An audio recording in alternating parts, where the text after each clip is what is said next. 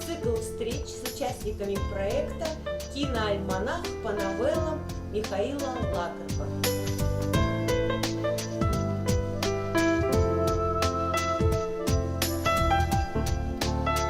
Сегодня у нас в гостях участник проекта Вячеслав Облодин.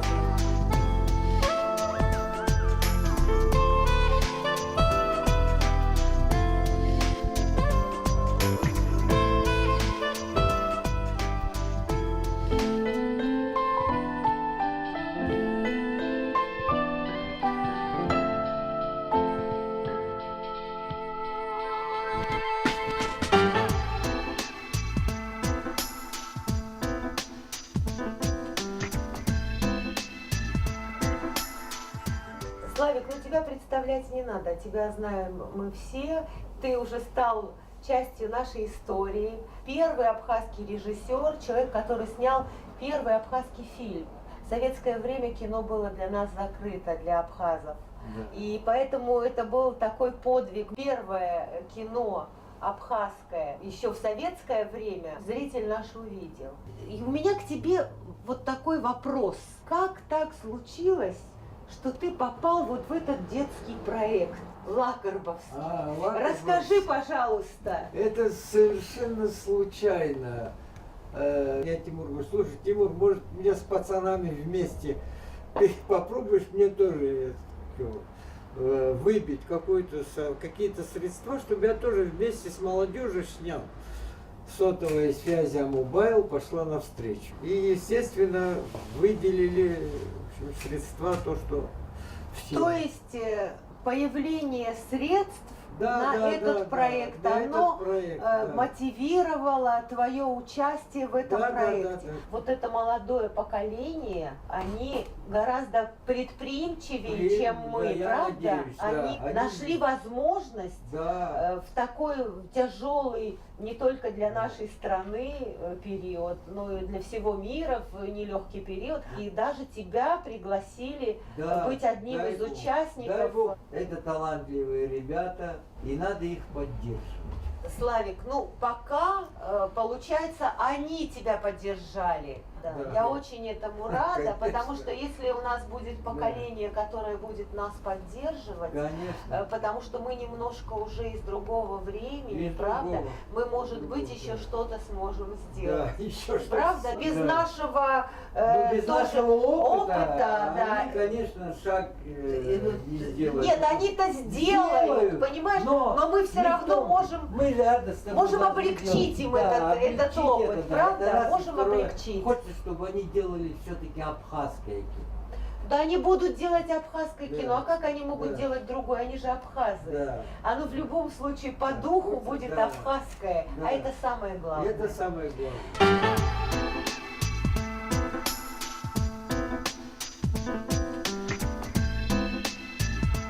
Скажи, Славик, какую ты взял новеллу?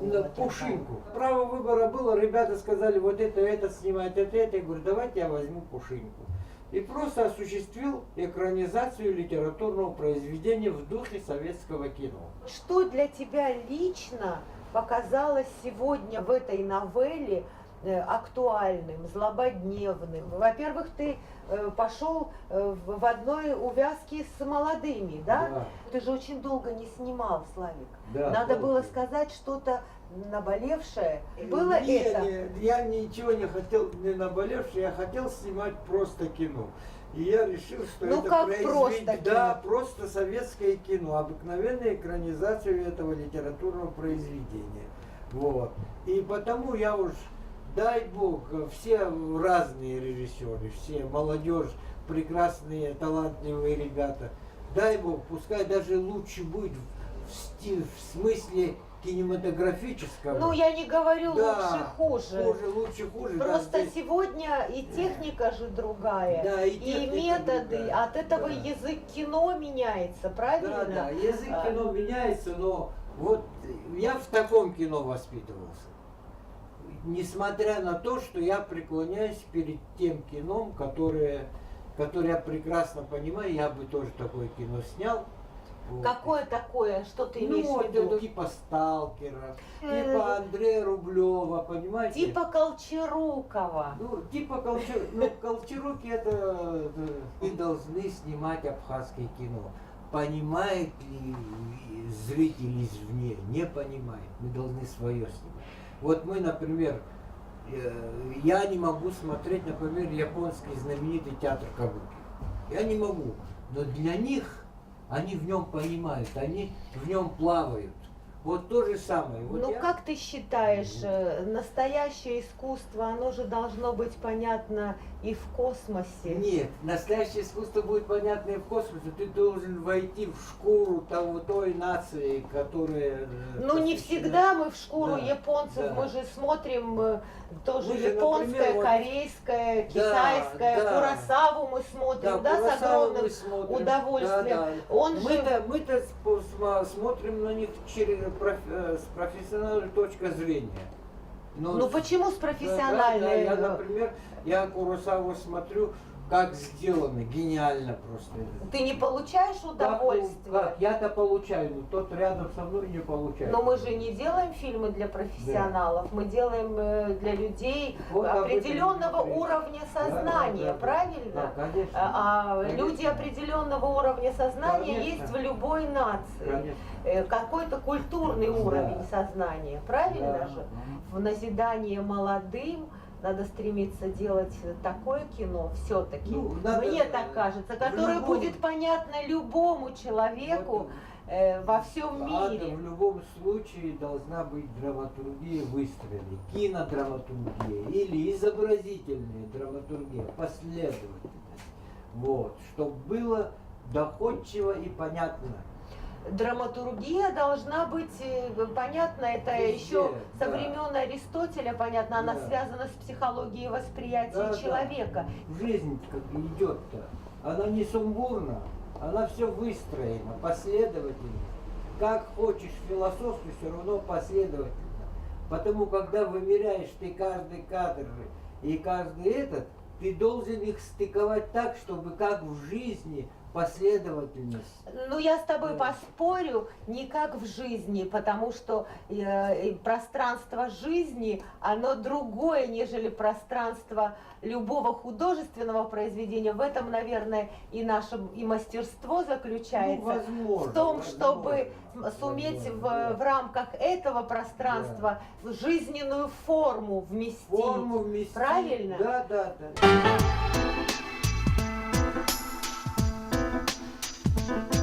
Теперь следующий вопрос.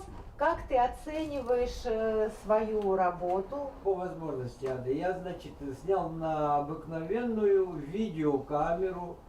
У меня задача была не то, чтобы сделать такой изобразительный кинематографический ряд, который повествовал бы этот рассказ. Я выстроил обыкновенную драму на простой видеокамере. Какой метраж твоего фильма? Ну, 30 минут. Ты когда в короткий метр загоняешь, то надо какие-то акценты делать. Вот я через музыку, через шумы, через вот этот, я постарался акценты дать какие-то и выстроить вот эту драму вот так, чтобы как-то сердце человека тронуло. Она может немножко даже есть театральность в нем. Но это чистая экранизация, как я говорил, литературного приема. Я именно хотел передать вот этот дух времени как-то. Вот, даже у меня там что? У меня там даже мало панорам таких. Потому что возможности не было. Двор пустой.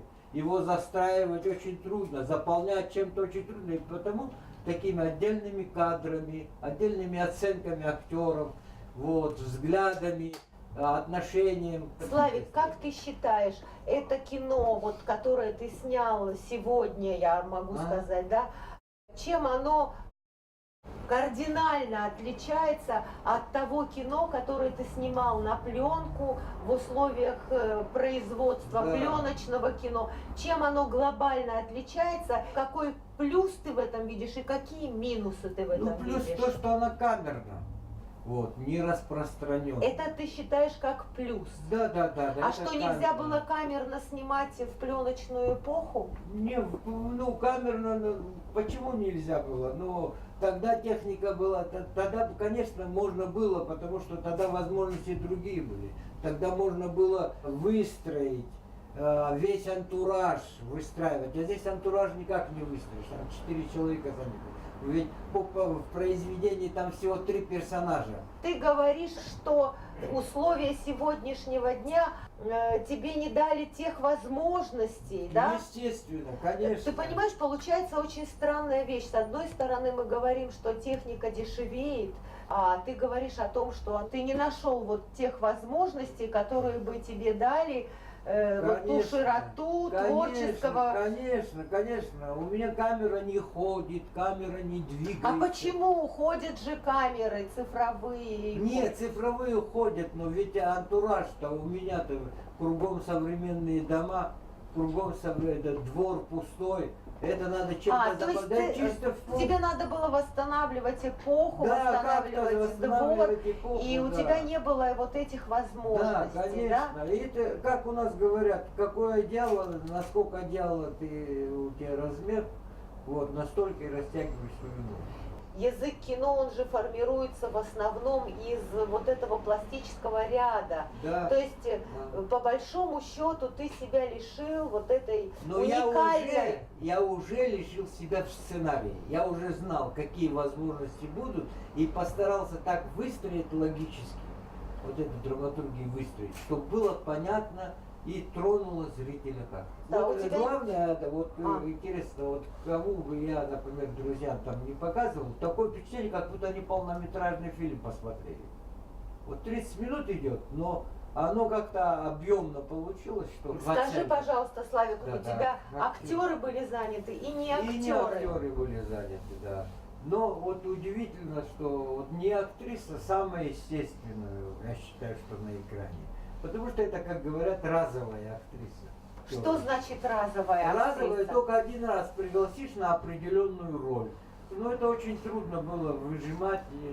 А как ты выжил? Ну расскажи. Ну, вот, очень сложно было. Вот что надо ты было, предпринимал? Я хотел, чтобы на глазах, предположим, чтобы у нее слезы пошли, заплакала. Вот, заплакала. Ну не получалось. Я начал кричать на нее. Я ее дергать начал. Я просто на площадке орал. Вот, она Боже, бедная заплакала. И я говорю, давай снимай. И вот, вот так и пришлось. То есть ты да. вот такими и вот методами... да, вот такими методами. Иначе бы я... А как с театральными актерами тебе театральными работалось? нормально. Главное, что То они... есть наши театральные актеры Да, у тебя были конечно, старался, чтобы они более естественнее выглядели. Вот скажи мне, Славик, для тебя это было чем-то новым, вот в твоем творческом пути, в твоем творчестве? Вот что-то было новое вот в этой работе? Новые актеры были, только лишь и все. Так я как только начал снимать, вот, думал, слушай, я давно не снимал, что же мне... Но потом я уже почувствовал то время, вот, в себе почувствовал и пошел дальше. И уже как обыденное, обычное такое. Мне не нравится твоя фраза «обыденная». Да. Как по жанру ты определишь вот эту свою работу? Драма. Драма. Хотелось, чтобы до сердца зрителя дошло вот это вот. И я же говорю, я акцентировал. Ты считаешь, что это полноценная кинодрама, что это кино? Ну, это, конечно, и это кино, и Ты это понимаешь, кино. в чем дело? Сегодня настолько грань теряется между кино и телевидением от того, что мы пользуемся одной и той же техникой.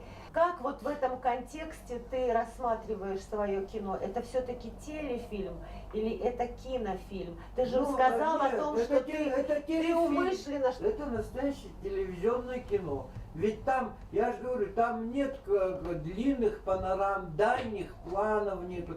Все на крупном, в основном, если вы заметили, оценки. Это телевизионный фильм.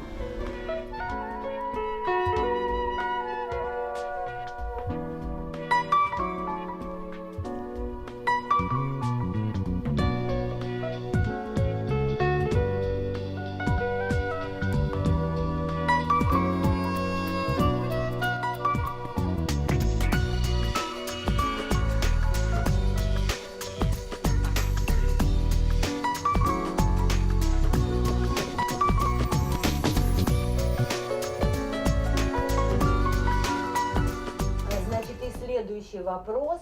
Собираешься ли ты дальше работать в этой стилистике? Вот я не знаю. Может быть, такое произведение попадется, где будет философское изображение. Займусь этим.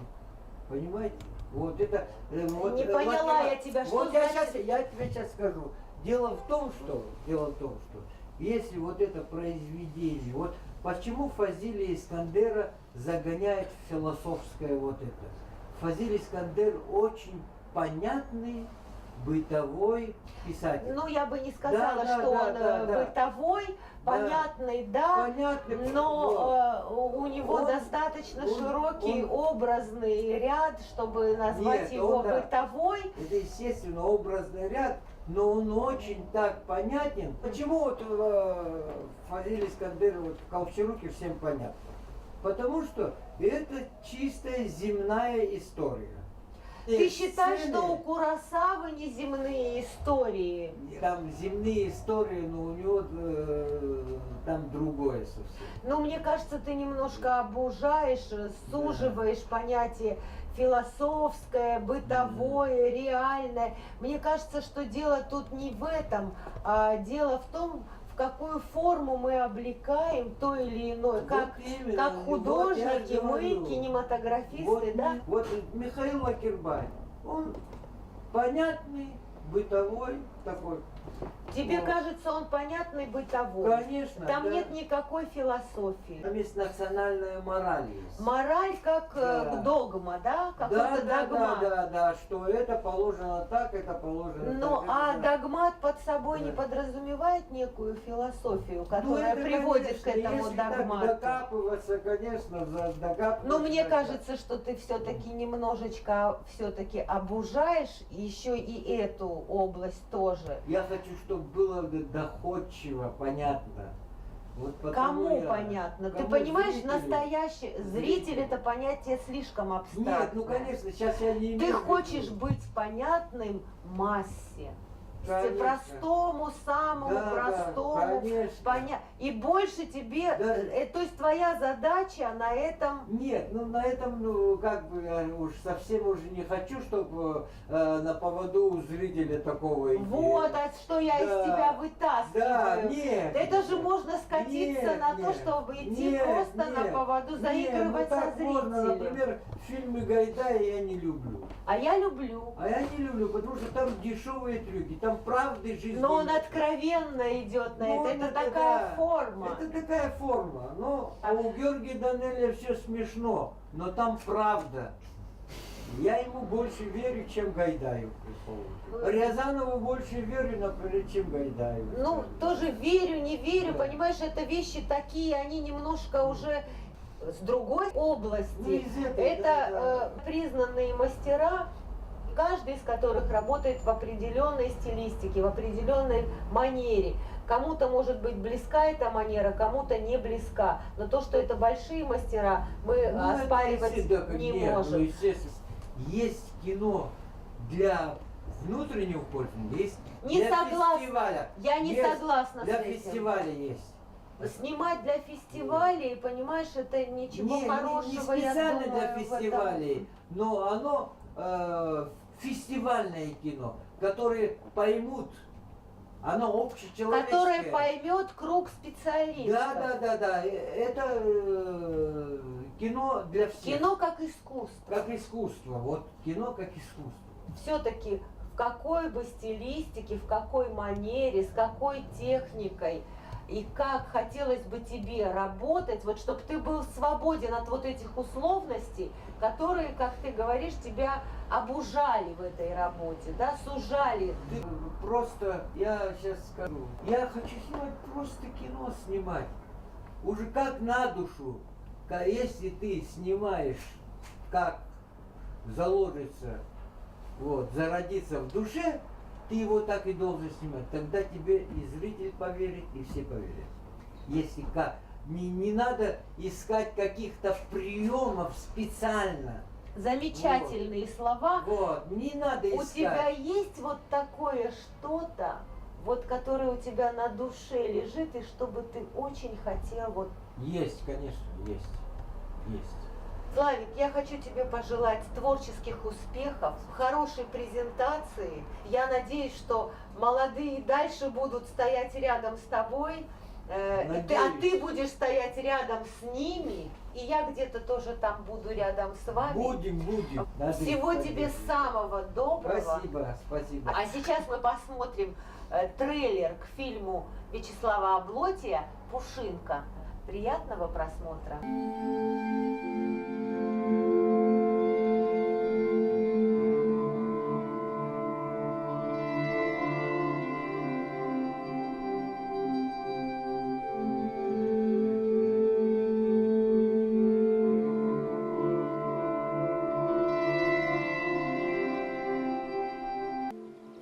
ما سم تاريخ زرقاء ما شركة خلق عنت ورش رس وقارو تخمزاي مامو وخا برس رسفش تسبامي سرش رس رسنسو برب خالي نبعد خويد يقالوا يلا بدراي ايه انشا ارشان بحا يغير شدود حن بيشتي هو باقص ناس وراي زوختك وخاقتي وسكوك سمن خراسخن سرقش براس هيقول اخ شودود أنت شيء تشوفوا بستنا وخابو سرقش بخاز قد ورا برا هري بتاعت زنزيب قزمة ورت سقوات استخا ورا وزيري حيتسابو تخزر ها خوروا حيتساب أخا شم تشاكم خر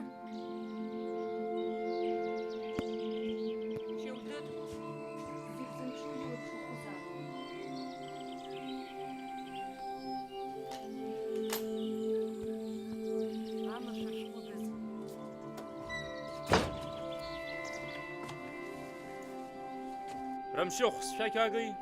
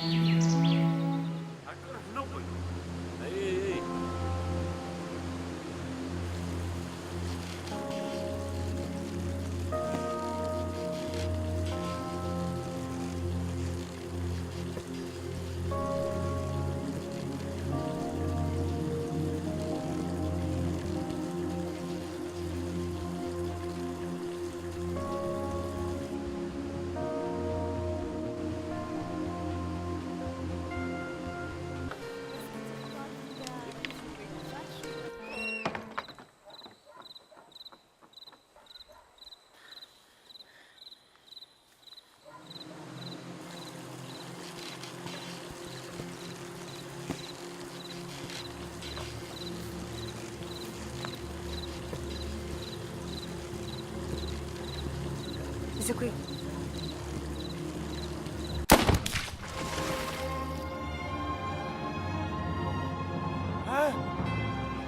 ها